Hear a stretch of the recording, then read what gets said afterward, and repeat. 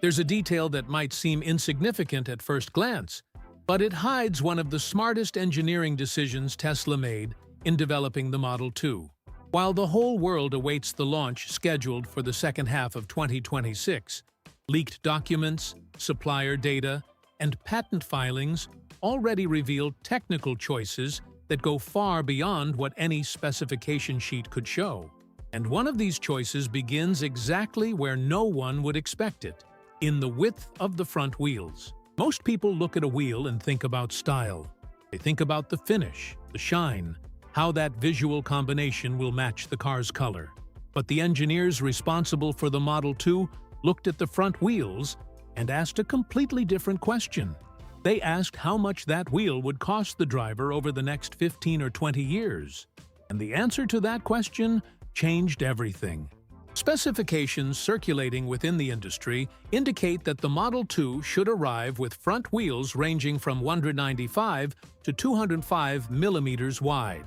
For those unfamiliar with this type of measurement, it's worth comparing it to the Model 3, which uses 235 millimeter front wheels.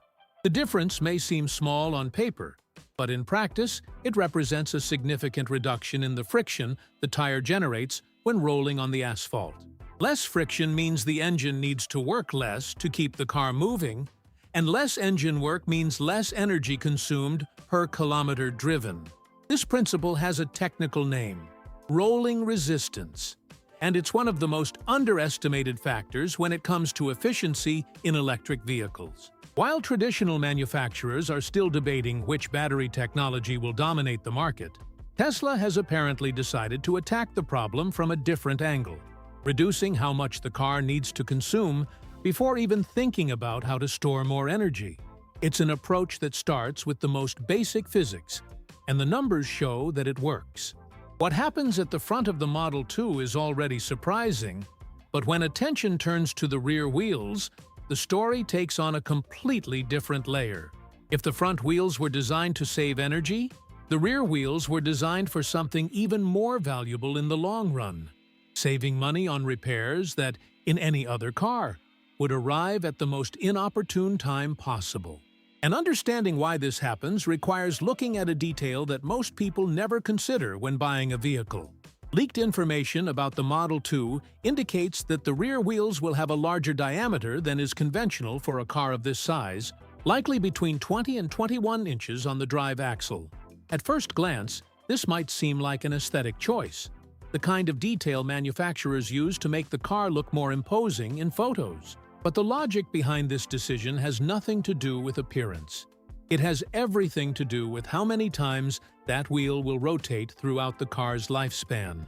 A larger wheel travels a greater distance with each complete rotation. This means that, to cover the same 100 kilometers, a larger diameter wheel needs to rotate fewer times than a smaller wheel. And each rotation less means one less cycle of stress on the bearings, suspension arm bushings, wheel hubs, and all the mechanical components that work together in this system. It seems simple because it is simple, and it is precisely this simplicity that makes the decision so efficient. Suspension is one of the most expensive and predictable repair categories in any vehicle over 7 years old. Shock absorbers, control arms, bushings, and wheel bearings are parts that don't fail all at once. They degrade slowly, kilometer by kilometer, rotation by rotation, until one day the car starts making a strange noise, and the repair bill reaches between $800 and $2,500. With the design of the Model 2's rear wheels, Tesla seems to be betting that this accumulated wear over $150,000 to 200,000 kilometers can be significantly reduced simply through the geometry of the assembly. After understanding what happens with the size and width of the wheels, a third decision emerges that goes against everything the automotive industry has sold as synonymous with quality in recent decades. While automakers worldwide have treated alloy wheels as a status symbol, almost a sign that the car belongs to a superior category, Tesla apparently went in the opposite direction for the Model 2. And the reason is so straightforward that it's almost disconcerting. Leaked photos and supply chain data suggests that the Model 2's front wheels will be made of steel, not polished aluminum alloy. For those who grew up hearing that alloy wheels are an upgrade and steel wheels are basic, this may sound like a step backward. But this interpretation completely ignores the context in which this choice was made, and, above all, what it means in practice for those who will use the car daily, in crowded parking lots, on streets with poorly marked curbs, in situations where a second of distraction can be costly. Alloy wheels have a characteristic that no catalog mentions enthusiastically. They are fragile when subjected to minor impacts. A low-speed collision with a curb, the kind of situation that happens in any supermarket parking lot, can leave a permanent mark, a crack, or a deformation that compromises the wheel's balance and requires immediate replacement. And replacing an alloy wheel in the American market costs between $400 and $900 per unit, depending on the model and supplier. An equivalent steel wheel, when damaged, costs between $85 and $140. The difference isn't just in the replacement price, it's in the resistance to damage itself. Steel absorbs impacts much more forgivingly than aluminum alloy. It can dent slightly without cracking. It can withstand an impact without losing its structural integrity. It can endure years of urban use without requiring attention. For a car designed to last 15, 20 years in the hands of the same owner, this characteristic is worth much more than the visual shine that lightweight alloy offers under the showroom lights. There's an experience that anyone who has ever driven a modern sports car knows well, even if they've never called it that. It's that feeling of arriving at your destination with a sore back, tired arms, and a heavy head, not because of the traffic, not because of the stress, but because of the car itself. Every pothole, every poorly done patch in the asphalt, every irregularity that would be imperceptible in another vehicle becomes an impact that travels up the structure and directly to the body of whoever is sitting there. And the culprit, most of the time, is a detail that's right in front of everyone's eyes: the tire tread pattern. Low-profile tires have become a trend in the industry because they make the car look sportier, more glued to the ground, and more visually aggressive. The rubber strip between the rim and the asphalt is getting thinner and thinner, and the aesthetic result is very pleasing to those who buy the car thinking about how it will look in photos.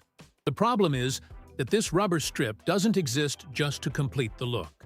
In practice, it is the first line of impact absorption between the road surface and everything above it, including the suspension, the bodywork, and the people inside the car.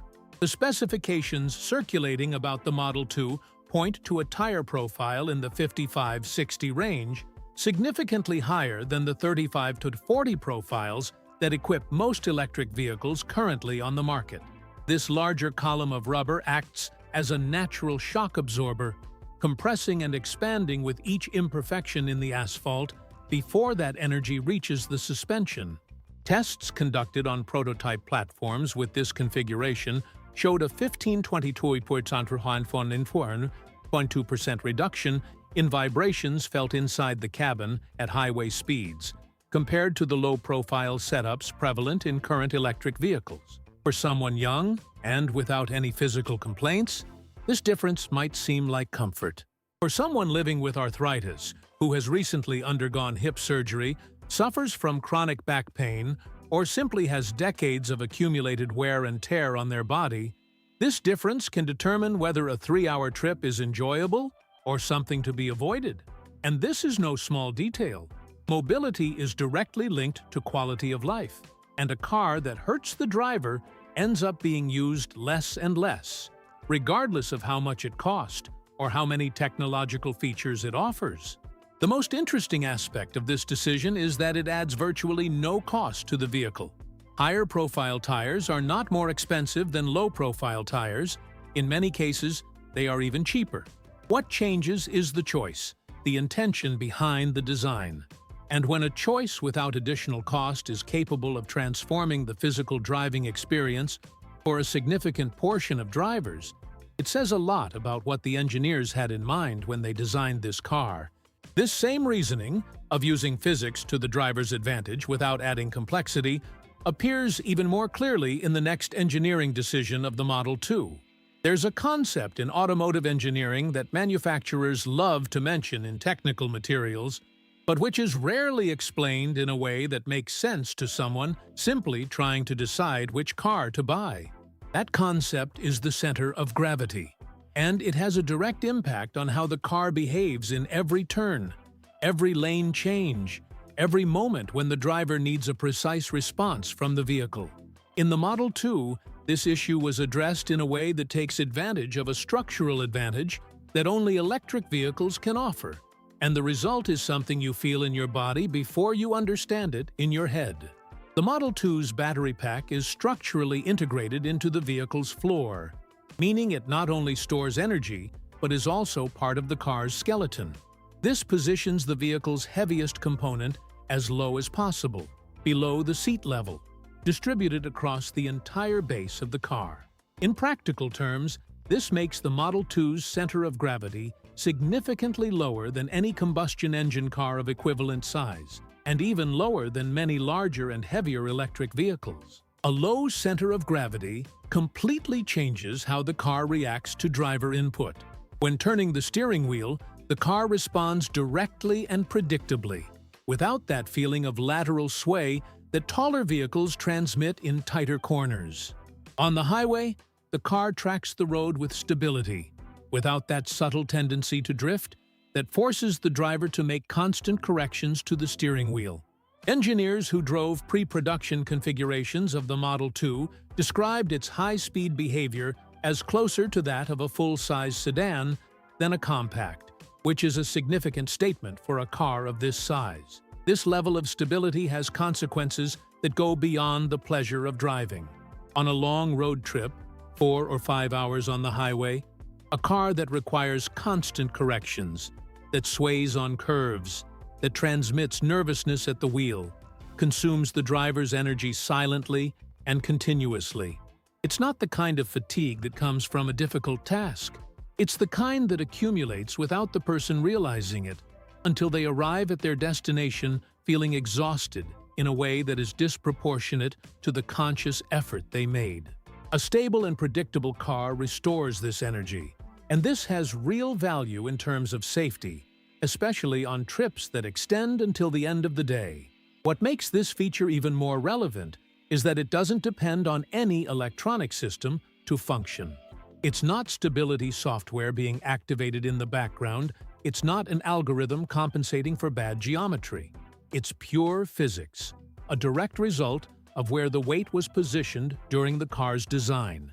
And when stability comes from the structure and not from technology, it doesn't fail, doesn't need updating, and doesn't deteriorate over time.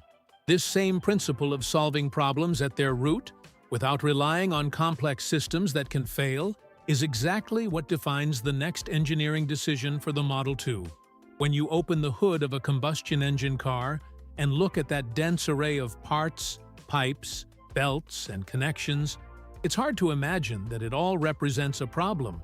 After all, combustion engines have been around for over a century, and humanity has become accustomed to the idea that a complex car is a normal car. But this complexity comes at a cost that silently appears over the years, distributed in maintenance, preventative replacements, parts that wear out sooner than expected, and repairs that arrive without warning. And it is precisely this cost that the Model 2's powertrain was designed to eliminate once and for all. A conventional internal combustion engine operates with somewhere between 2,000 and 3,000 moving parts within the powertrain assembly. Pistons, crankshafts, camshafts, valves, timing belts, oil pumps, water pumps, injectors, and a list that goes on for pages. Each of these parts works in friction with another, wears out at its own rate, and needs to be monitored, lubricated, or replaced at regular intervals. The system works, but it works with a huge margin of points where something can go wrong, and the probability of at least one of these points failing increases with each passing year. The Model 2's electric motor, based on Tesla's next-generation single-motor rear-wheel drive architecture, operates with approximately 17 moving parts in the powertrain assembly. 17. This is not a simplification for ease of explanation. It's the actual number that emerges from technical documents circulating among industry experts. This difference is not merely quantitative, it's structural. With 17 moving parts, the statistical probability of a mechanical failure after the 5th or 7th year of use drops to a level that is simply incomparable to any combustion engine on the market. Data from Tesla, electric vehicle owners already in circulation, shows an average annual maintenance cost of $370. For an equivalent combustion engine sedan, that number is between $1,200 and $1,400 annually. Over 10 years of ownership, this difference represents between $8,000 and $10,000 that stays in the owner's pocket, instead of going to the repair shop. But the real impact goes beyond the financial value, because these average numbers hide extreme cases, those situations where the transmission fails, where the engine overheats, where a belt breaks and drags other components along in a chain reaction that can cost more than the car is worth. There's a question that rarely comes up in conversations about new cars, but it's perhaps the most important of all. How long will this vehicle actually last? Not last in the sense of continuing to move with constant repairs, but last in the sense of continuing to function well, without significant degradation, without expensive surprises, without that growing feeling that the car is asking to be retired. For the Model 2, this question has an answer that most people haven't yet stopped to properly calculate. The battery chemistry chosen for the Model 2 is LFP, short for lithium iron phosphate. This technology isn't new, but it has been refined to the point where the cells designed for the Model 2 are rated to withstand between 3,000 and 4,000 complete charge cycles before showing any noticeable degradation in range. A complete cycle means charging the battery from 0 to 100%. In practice, most drivers never use the battery this way, charging it partially much more frequently, which in practice extends the battery's lifespan even further. For a driver who travels less than 80 kilometers a day, which represents the profile of the vast majority of urban and suburban users, the need for a full charge arises every 2 or 3 days at most. Doing this calculation with the 4,000 cycles projected for the Model 2 battery, one arrives at a period of between 20 and 25 years before any significant reduction in range becomes noticeable. This is not an optimistic marketing projection. It is straightforward arithmetic applied to the technical specifications documented in patent filings and supplier data. The structure surrounding this battery was built with aerospace-grade aluminum alloy, sealed against moisture to a level far exceeding conventional automotive standards. And it's not just the battery compartment, it's the very structural floor of the car, meaning that protecting the battery and protecting the integrity of the vehicle are one and the same in this design. Tesla is expected to offer an 8-year or 240,000-kilometer warranty for the Model 2's battery and powertrain assembly. But the engineering intent behind the design points far beyond that horizon.